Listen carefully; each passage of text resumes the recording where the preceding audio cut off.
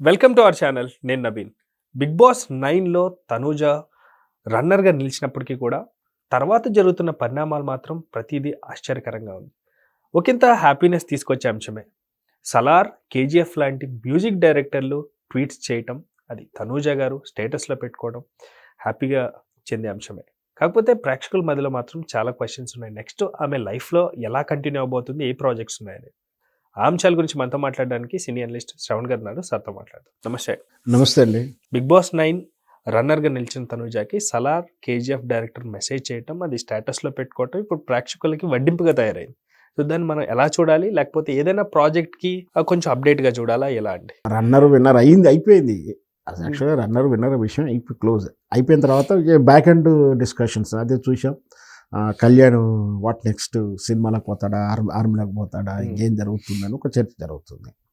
ఈలోపు తనూజ కూడా నిన్న మొన్న కొంచెం ఆమె ఏదైతే కళ్యాణ్కి సపోర్ట్ ఇచ్చిన విధానాన్ని దాన్ని కొంచెం ఆమె సపోర్ట్ చేసుకుని, అంటే ఆమె విన్నర్ కాకపోవడాన్ని ఏం బాధపడలేదు ఇంతవరకు. నాకు అన్యాయం జరిగిందని ఎప్పుడు చెప్తలేదు. ఆమె స్పోర్టివ్గానే ఉంది. నిజంగా కూడా ఆమె ఎక్స్పెక్ట్ చేసుకుందో లేదో కానీ ప్రేక్షకుడు ఎక్స్పెక్ట్ చేసుకున్నారు. ఆవిడ బాధని ఎప్పుడు వాల్యూ ఇచ్చే ప్రేక్షకులకి వదిలేసింది కాబట్టి ప్రేక్షకుల బాధనే ఆమె బాధ. అదే కదా, అంతే కదా. ఇప్పుడు నేను అనేది ఏంటంటే ఆమె ఓడిపోయినందుకు ఆమె పాపం బాధపడతలేదు అనుకుంటా. ఆ ఓడిపోయింది మీన్స్ ఆ విన్నర్ కానందుకు ఆమె ఏం బాధపడతలేదు. కానీ ఆమెను అభిమానించి ఓటేసినటువంటి విధానం వల్ల ఎవరైతే ఆమెను గెలవాలనుకున్నారో వాళ్ళు మాత్రం కొంచెం అప్సెట్ అయ్యారు. బట్ ఆమె ఏం కాలేదు. సో నిజం కూడా ఆయనంత మాత్రం విన్నర్ కాకుండా వచ్చి బయటకు వచ్చి అని ఏడ్చేసి లబోదీపం అనేసి నా అన్యాయం జరిగింది అదేం అంటలేదు, అనకూడదు. నిజంగా కూడా సహనమేం కాదు. ఆమెకు అది ఎక్స్పెక్ట్ చేసిందో చేయలేదో కాబట్టి ఆమె డిసప్పాయింట్ అయినా దాన్ని ఏం చెప్పట్లేదు. మీరు రన్నర్ విన్నర్ గురించి మాట్లాడతారు. నేను పార్టిసిపేటెడ్ కూడా విన్నా అని చెప్తాను. నేను ఒక యానలిస్ట్గా ఏమంటే మనం ఆడదానికి వెళ్ళడం కూడా హ్యాపీ, నో ప్రాబ్లం. గెలిపోవడం సహజము, ఓడిపోతుండో గెలుస్తుండొచ్చు. పార్టిసిపేట్ చేశారుగా హ్యాపీ. 2 వారాలు 1 వారం అక్కడ దాకా రాని వాళ్ళు చూసి మీరు ఆనందపడాలి. కాబట్టి అక్కడంతవరకు మంచిగా జరిగింది, పాజిటివ్. అయిపోయిన వాట్ నెక్స్ట్ అన్నాం. ఇప్పుడు ఈ తనూజ గారు ఆమెకు KGF director, music director Ravi సరారు మంచి ఆ సినిమా కేజీఎఫ్ సినిమా కూడా సూపర్ డూపర్ హిట్ అయిన డైరెక్టరు. యాష్ యొక్క యాక్షను, స్టోరీతో పాటు దానికి ఉన్న ఆర్ఆర్ ఎఫెక్ట్స్, విజువల్ ఎఫెక్ట్స్ అన్నీ కూడా హెల్ప్ అయింది. రవి మ్యూజిక్ డైరెక్టర్ తాను ఒక ఫిట్ చేశాడు. ఎందుకంటే మరి మన ఇంటిగ్రేట్లో ఉందనుకున్నారో ఏమనుకున్నాడో కానీ మీరు మీ ఆట ఆడారు. మీరు ఒకరు అంటారని మీ ఆటనైతే మీరు వదులుకోలేదు. మీ ఆట ఏదో సక్సెస్ చేశారు, నిజంగా అలాగే ఉంది. ధైర్యం ఇచ్చే మాటలు, మొత్తం కూడా ధైర్యం ఇచ్చే. మీ చుట్టూ ఉండేవాళ్ళు మేము డిస్కరేజ్ చేసినా మీరు రాంగ్ ఏం ఆడలేదు.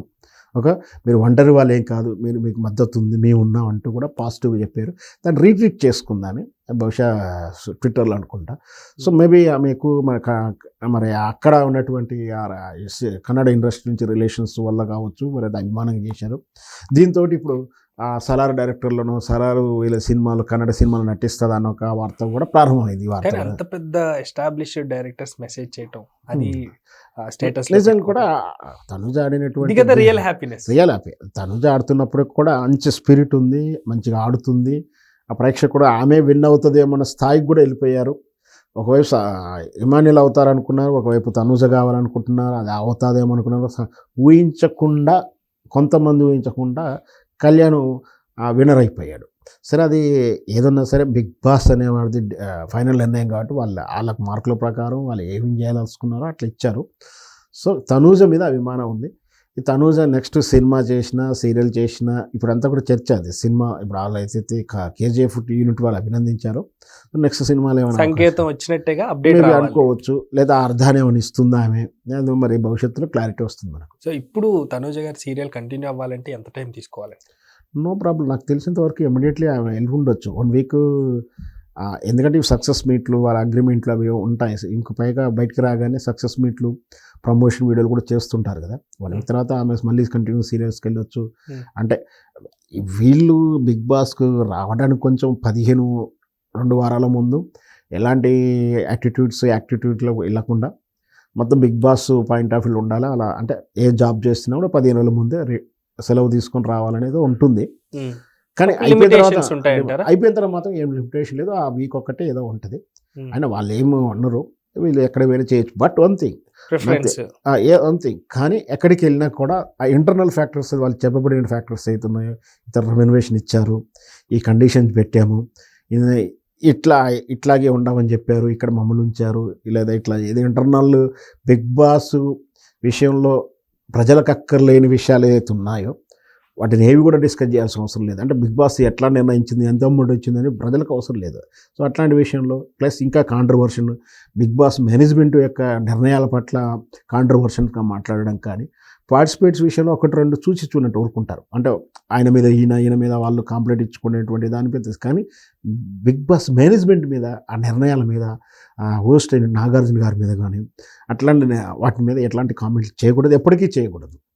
చేస్తే ఏంటి, రెమ్యునరేషన్ వాపస్ తీసుకుంటారా, ఏం జరుగుతుంది అనేది సమస్య కాదు. వాళ్ళ కండిషన్ అయితే అట్లాంటి కండిషన్ ఉంటుంది. కాకపోతే వీళ్ళు ఏంటంటే రెస్పెక్ట్ ఇచ్చే ఇంతవరకు అయితే మ్యాక్సిమం ఎవరికి కూడా బిగ్ బాస్ విధానాలు అయితే ఎప్పుడూ బయటికి చెప్పలేదు, అగైనెస్ట్ మాట్లాడకూడదు, ఏ అంశమైనా మాట్లాడలేదు. వచ్చిన తర్వాత కొంత లాటరానో కొంత టైం తీసుకున్నప్పుడు కానీ పార్టిసిపేట్ మీద ఒకరి ఏదో ఒక రకమైన విమర్శలు, ఎలిగేషన్ చేయడం, అది డ్రామా ఆడారు, కావాలని చేశారు, ఇవన్నీ ఏదో చెప్తారు. ఆ చెప్పిన ఎపిసోడ్ ఆ వ్యూస్కి వస్తాయి కాబట్టి దాన్ని అంతతో ఆలు మర్చిపోతారు, వినేటువంటి మేనేజ్మెంట్ మర్చిపోతుంది, ఆ పార్టిసిపెంట్స్ ఎవరెవరు కాంప్లీట్ చేసుకున్న వాళ్ళు మర్చిపోతారు, హ్యాపీగా సరిపోతుంది. అంటే ఫస్ట్ రోజు ఎంటర్ అయిన బిగ్ బాస్ షోలో నుంచి లాస్ట్ రోజు బిగ్ బాస్ హౌస్లో నుంచి బయట పెట్టేంత వరకు that all belongs to big boss. అంతే, మాట్లాడు. అప్పుడే ఆ తర్వాత బిగ్ బాస్ ఇంటర్నల్ విషయాలు కూడా లాక్, అంటే కొంచెం లిమిటేషన్స్ ఉంటాయి, దాని తర్వాత అయినా కానీ దీనికి మాత్రం బౌండ్ అయిపోయి ఉండాలి, ఉండాల్సిందే. ఇంకొకటి కూడా ఉంది, ఎంపిక ప్రక్రియ ఎలా జరిగింది, ఏ ప్రశ్నలు వేశారు, ఎన్ని స్టెప్లో స్కూటింగ్ చేశాడు విషయాన్ని కూడా చెప్పడానికి వెళ్ళలేదు. నన్ను పిలిచారు, ఇన్ని ఇంటర్వ్యూలు తీసుకున్నారు, ఈ రౌండ్ అయిపోయినాక ఆ రౌండ్ అయింది, ఈయన అయిపోయినాక ఆ రౌండ్ అయింది, తర్వాత ఏదో మనం గ్రూప్ ఎగ్జామ్స్లో 1, 2, 3 రౌండ్స్ ఎట్లా ఉంటాయనేది చెప్తున్నట్టుగా మనం చెప్పాల్సి, ఏది కూడా చెప్పకూడదు. ఎవరు మాట్లాడారు, ఎట్లా మాట్లాడారు, ఎక్కడ మాట్లాడారు, ఇవేవి కూడా ఇంటర్వ్యూ కానీ ఇవేవి కూడా చెప్పలేదు. ఇంతవరకు ఎవరు చెప్పడం అయితే చూడలేదు నేనైతే. ఒకలో ఇద్దరు నన్ను ఆ విధంగా ప్రశ్నలు అడిగారు, ఈ విధంగా ప్రశ్నలు అడిగారు, కానీ ఆ ప్రాసెస్ అయితే నేను చెప్పలేదు ఎవరు కూడా. చాలా, ఎందుకంటే సెలెక్ట్ ఒక ప్రాసెస్ ఉంటుంది, సెలెక్ట్ అయిన వాళ్ళతోటి ఫస్ట్ ఆఫ్ ఆల్ వాళ్ళతోటి కన్సల్ట్ అవ్వడం ఒక ప్రాసెస్, కన్సల్ట్ అయిన తర్వాత మళ్ళీ స్క్రూటినింగ్ ప్రాసెస్ ఉంటుంది, స్క్రూటింగ్ ప్రాసెస్ తర్వాత ఆ ట్యూనింగ్ ఉంటుంది. అంటే ఆ కండిషన్లు కానీ, ఆ హెల్త్ విషయంలో కానీ, అన్ని రకమైన ట్యూనింగ్, జరగబోయే కొత్త ఆట విషయాలు ఇవన్నీ కూడా ట్యూనింగ్, ఇన్ని ప్రాసెస్లో ఉన్న తర్వాత అప్పుడు హౌస్లోకి వెళ్తారు. ఇట్లా 3-4 దశలు ఉంటాయి. సరే, ఏదైనా సరే వీటి విషయంలో ఏం జరిగిందో ఎలా జరిగిందో కూడా ఇంతవరకు ఎవరు చెప్పలే. మనకు ప్రోగ్రామ్ మీద ఉన్న అవగాహనతో చెప్పడం జరిగింది. Thank you sir, thank you so much అండి.